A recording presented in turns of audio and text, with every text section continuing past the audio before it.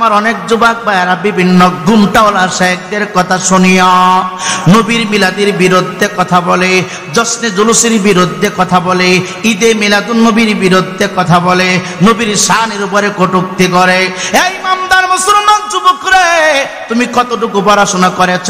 হয়তো তুমি দাওরায়ে হাদিস কমপ্লিট করেছ, হয়তো তুমি মাস্টার্স কমপ্লিট করেছ, হয়তো তুমি বিভিন্ন পড়াশোনা করেছ, ডক্টরেট ডিগ্রি অর্জন করেছ।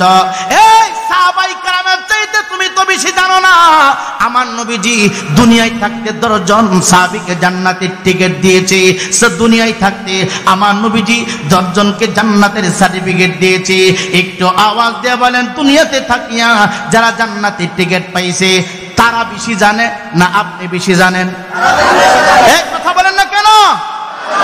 যুব সমাজ, আমি আপনাকে বলছি, বাংলাদেশের ভিতরে বহু ডক্টরেট ডিগ্রি করনেওয়ালা, বহু দাওরায়ে হাদিস মুফাসসির মুহাদ্দিস বর্তমান সময়ে নবীর বিরুদ্ধে কথা বলতেছে। আওয়াজ করে কোন ঠিক না বেঠে?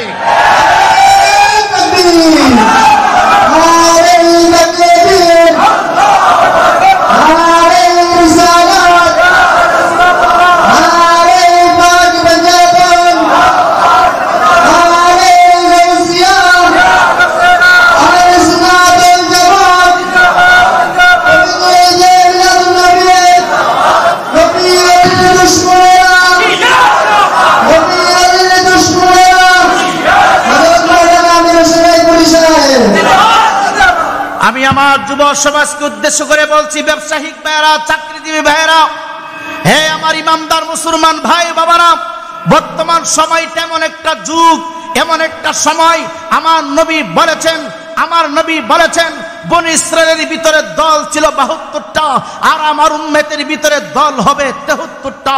72 দল যাবে জাহান্নামে, একটা থাকবে জান্নাতে। সাহাবায়ে কেরাম প্রশ্ন করলেন, ইয়া রাসূলুল্লাহ, ইয়া হাবিবাল্লাহ, কোন দল জান্নাতি হবে? আমার মদিনাওয়ালা বললেন, মা আনা আলাইহি ওয়া আসহাবি, আমি এবং তোমরা সাহাবায়ে কেরামকে যারা অনুকরণ করবে, এই দলটা হবে জান্নাতি দল। আর এই দলের নাম হলো আকাইদা আহলে সুন্নাতুল জামাত। চিৎকার দিয়ে কোন আল্লাহু আকবার। একটু আওয়াজ দিয়ে বলেন না ইয়া রাসূলুল্লাহ। ভাই, বহু দল বাংলাদেশে বাহির হয়েছে, বহু পার্টি বাংলাদেশে বাহির হয়েছে। আমরা কেমন করে বুঝতে পেরেছি? কিছু মানুষের মাথায় পাগড়ি আছে, টুপি আছে, দাড়ি আছে, জুব্বা আছে, আসকান আছে, মাদ্রাসা আছে, মসজিদ আছে, 5 ওয়াক্ত নামাজ আছে। আমরা মনে করতেছি তারা আলেম, আমরা মনে করতেছি তারা নামাজি, আমরা মনে করতেছি তারা তাহাজ্জুদ গুজারি, আমরা মনে করতেছি তারা কোরআন পড়নেওয়ালা। যখনই ইসরায়েলের সৈন্যরা, ইহুদির বাচ্চারা ফিলিস্তিনের উপর আক্রমণ চালাইছে, আমাদের আর বুঝতে বাকি নাই, বাংলাদেশে কিছু গুমটাওয়ালা মোল্লারা ইসরায়েলের পক্ষ নিয়ে কথা বলতে শুরু করেছে। কথা বলেন ঠিক না বেঠে?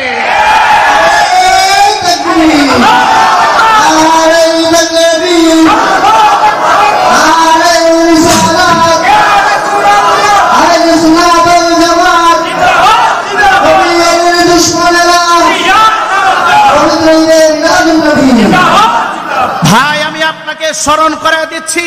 আপনি বলবেন, হুজুর কুমিল্লা শহরের ভিতরে দুশমনে রাসূল নাই। আরে দুশমনে রাসূল যদি না থাকে, 20 রাকাত তারাবি থেকে 8 রাকাত কে করলো? আরে দুশমনে রাসূল যদি না থাকে, নামাজের পরে দোয়া নাই, এই কথা কে বললো? দুশমনে রাসূল যদি না থাকে, শবে বরাত মূর্তি পূজার সাথে কে যুক্ত করলো? আরে দুশমনে রাসূল যদি না থাকে, কোরআনে কারিমে সূরা বুরুজে ভুল আছে, এই কথা কে বলেছে? নবীর মুখে দুর্গন্ধ আছে, নবী রওজা মুবারকে পচে গেছে, গলে গেছে, এই কথা কে বলেছে? এই কথা ডাক্তার বলে নাই, ইঞ্জিনিয়ার বলে নাই, মাস্টার বলে নাই, ব্যবসায়িক বলে নাই, বলেছে কিছু গুমটাওয়ালা মোল্লারা। কথা বলেন ঠিক না বেঠে? আপনারা তো গুমটা থেকে পাগল হয়ে যান, আর সুন্নি আলেমদেরকে আপনারা গাল মন্দ করেন যে সুন্নিরা শুধু গরম হয়ে যায়।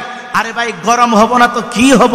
গোটা বিশ্বের মুসলিম জাতি যখন ফিলিস্তিনের পক্ষে কথা বলতে শুরু করলো, ইসরায়েলের কুত্তাদের বিরুদ্ধে কথা বলতে শুরু করলো, একদল গুমটাওয়ালা হুজুর আপনাদের কুমিল্লাও বাকি নাই, কুমিল্লাতেও আছে। আছে না নাই? কথা বলেন, আছে না নাই? রাগ করতেছেন নাকি? কষ্ট হচ্ছে? বর্তমান সময় আমারে দাওয়াত দেন না দেন অসুবিধা নাই, আল হাক্কু মুররুন, হক কথা বলতে হবে। আমি আমির হোসেন রায়পুরীকে যদি এই মুহূর্তে জবাই করে দেন, আল্লাহ কি কসম করে বলছি, আমার প্রত্যেকটা রক্তের ফুটা থেকে নবীর পক্ষে কথা বাহির হবে। আমি আপনাকে জানিয়ে দিচ্ছি, আপনাদের কুমিল্লা শহরে আছে বর্তমান সময়ে সবচাইতে বড় ফিতনাবাজ, সবচাইতে বড় শয়তানের দল হলো আহলে হাদিসের দল। এই কথা বলেন ঠিক না বেঠে? যারা 20 রাকাত তারাবি থেকে 8 রাকাত বানিয়েছে, যাদের ফতোয়া হয়েছে যে সবে বরাত করা আর দুর্গা পূজা করা এক কথা, তারা ফতোয়া দিতে শুরু করেছে যে ফিলিস্তিন মানুষ যুদ্ধ করার প্রয়োজন কি ছিল? যুদ্ধ করার কি প্রয়োজন ছিল? কত বড় বাটফার, কত বড় মুনাফিক হইলে কথা বলতে পারে। আমার বাড়ি, আমার ঘর, আমার জমিন, আমার বাপদাদার বিটা, আমার 14 গোষ্ঠীর বিটা কেউ যদি জোরপূর্বক ভাবে দখল করে, তার বিরুদ্ধে কি প্রতিবাদ করা যাবে না? কথা বলেন। আরে ফিলিস্তিন তো মুসলমানের দেশ। কার দেশ?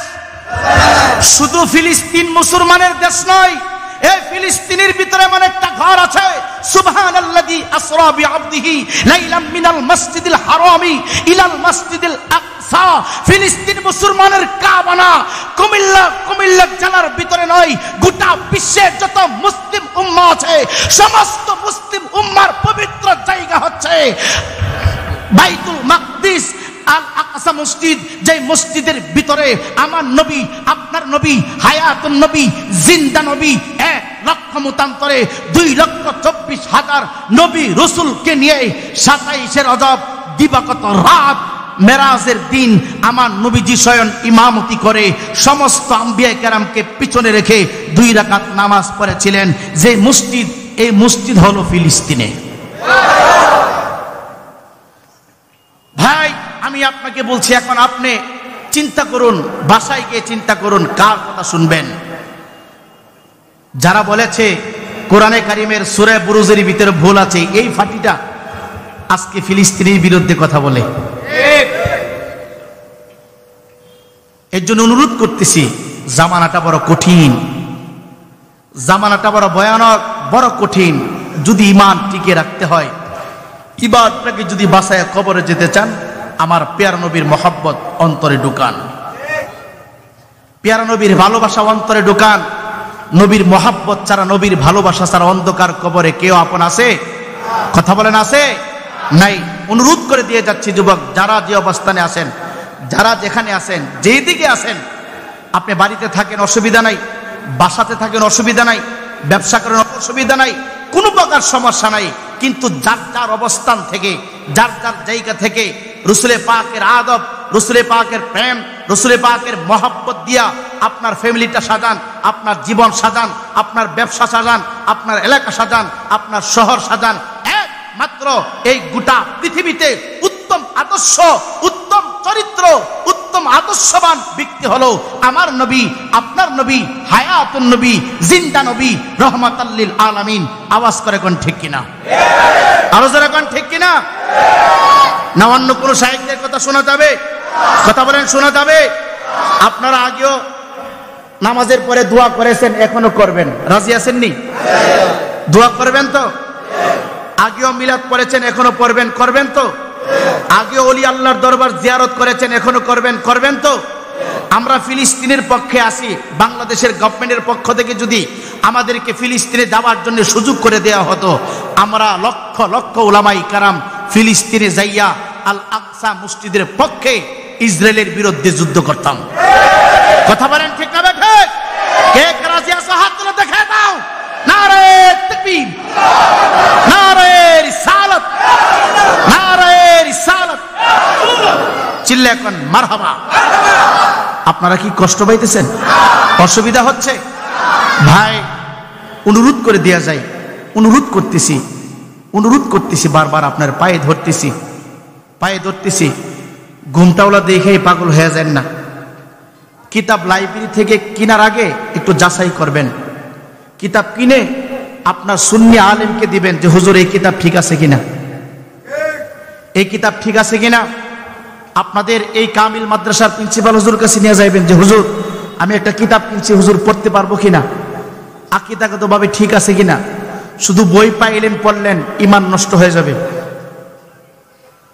অনেক দুশমনের রাসূলেরা ঈমান নষ্ট করে দেওয়ার জন্য তাদের কলম চলছে। সকলে একটু দুরূদ শরীফ পড়েন, আল্লাহুম্মা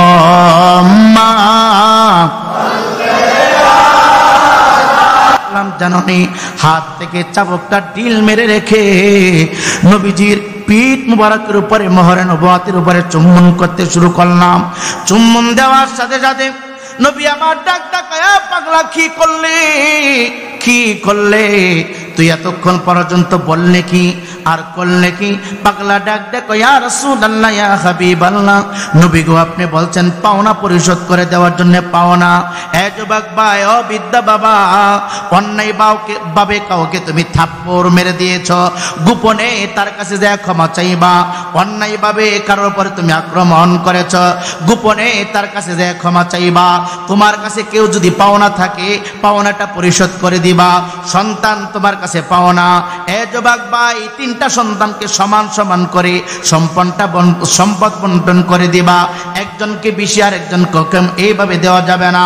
সন্তান তোমার কাছে পাওনা, এ যুবক ভাই, আওলাদ তোমার কাছে পাওনা, আমি রায়পুরি তোমার কাছে পাওনা। আমার পাওনা হলো আমার সাথে তুমি ভালো আদব দেখাইবা। একজন মুসলমান আরেকজন মুসলমানের কাছে পাওনা। পাগলা ডাক দেখায়, দুনিয়ার মানুষ শুনো, নবীজি আমাকে প্রশ্ন করলেন, পাগলা রে, তুমি বলছো পাওনা পরিশোধ করবা, তুমি হাতের ভিতরের চাবুক লইয়া আমি নবীর কাছাকাছি চলে আসলা, হাতের চাবুক আঘাত না করে তুমি চুম্বন করে দিলা, তার কারণটা কি, বিষয়টা কি? পাগলা ডাক দেয়া কয়, নবী গো,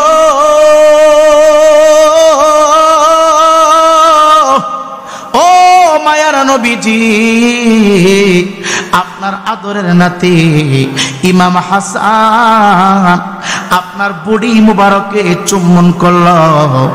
আপনার নাতি ইমাম হুসাইন আপনার দাড়ি মুবারকের উপর হাতটা লাগাইল, আপনার চেহারা মুবারকের উপর চুম্বন করল।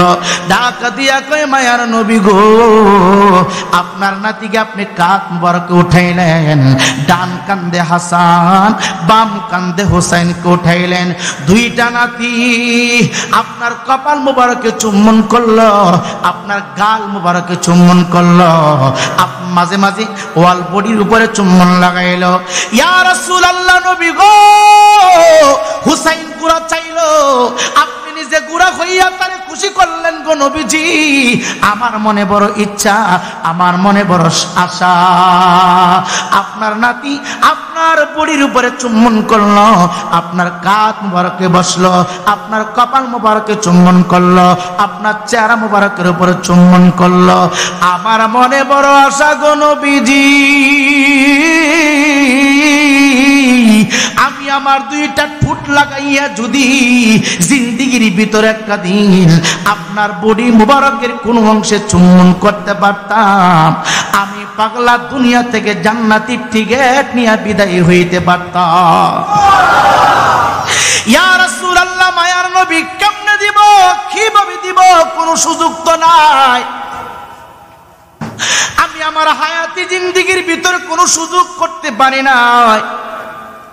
আমি ভেবেছিলাম যদি এমনিতে যাইয়া চুম্বন করে বেয়াদবি হয়ে যেতে পারে, এমনিতে যাইয়া যদি আপনার বডির উপরে টাচ করে বেয়াদবি হয়ে যেতে পারে। সাহাবায়ে কেরাম আমার নবীরে কত ভালোবাসতো, মোহাব্বত করতো রে পাগলারা। এ যুবক ভাই দে, পা দুইটা গায়ে দে, তোর মতো যুবক সাহাবী, তোর মতো যুবক সাহাবী ডাক দিয়া কই, ইয়া রাসূলুল্লাহ, জিন্দেগি ভর আমি সুযোগ খুঁজেছি আপনার হাত মুবারক একটু চুম্বন করার জন্য, আপনার বডির উপর একটু চুম্বন করার জন্য। উদ্দেশ্য একটাই, আমার মনে সাক্ষী দিচ্ছে, যেই দেহ, যেই চেহারা, যেই ঠোঁট আপনার চেহারা মুবারকের সাথে লাগবে, এই বডিতে কোনোদিন জাহান্নামের আগুন জ্বলবে না। ইয়া রাসূলুল্লাহ, সুযোগ তো হয় না, পাই না।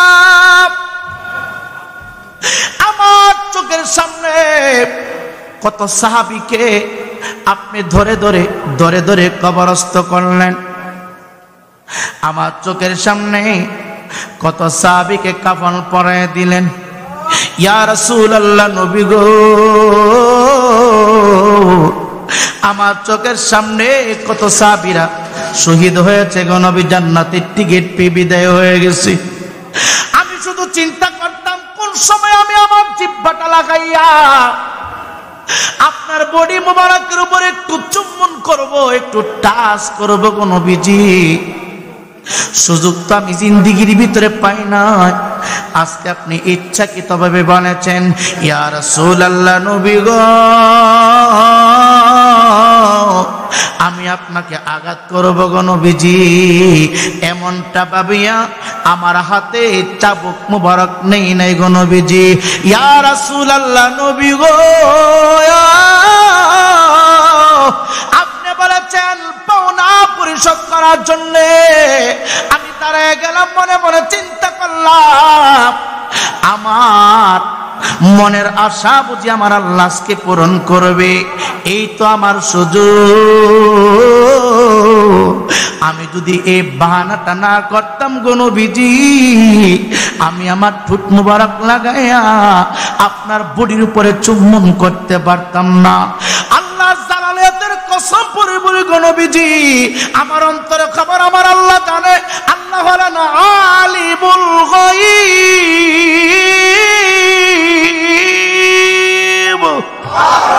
আলিমুম বিদাতিস সুদূর। আল্লাহ আমি পাগলার খবর জানে।